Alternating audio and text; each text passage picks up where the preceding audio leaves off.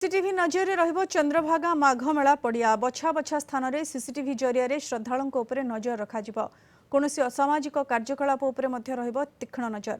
आसंता 15-16 तारिख में चंद्रभागा हेबाकु थिबा पवित्र माघ सप्तमी बुड़ पई विभिन्न विभाग पक्षर चलिथिबा कार्यर अनुध्यान करबा सह एहार समीक्षा करिसेंती पुरी उपजिल्लापाल। तीर्थ पुष्करिणी चारिपाखरे श्रद्धालु श्रृंखलित भाव में बुड़ पकाइबा पई ब्यारिकेड व्यवस्था करा जायछि। कोणार्क एनएसी पक्षर मेला पड़िया को परिष्कार परिच्छन्न काम युद्धकालीन भित्ति शेष करा जाउछि। मेला पड़िया तथा पार्श्ववर्ती अंचल गुड़िकरे वार्डको द्वारा बसा जाउथिबा अस्थायी नलकूप और स्टैंड पॉइंट लगा जायछि। चलित वर्ष मेलारे लक्षाधिक श्रद्धालुंक समागम हेबाकू आशा रहिछि। आपण मैंने जानी थी आम 3 थर जिला लेवल और सब कमिटी लेवल 3 थर मीटिंग सरलानी 31 रे 6 तारिख रे 9 तारिख रे लास्ट मीटिंग है। जो जो डिपार्टमेंट जार जार कर्तव्य अच्छे आम निर्दिष्ट रूपे कहीदेचु जिलापाल अध्यक्षतार आम कहीदेलु।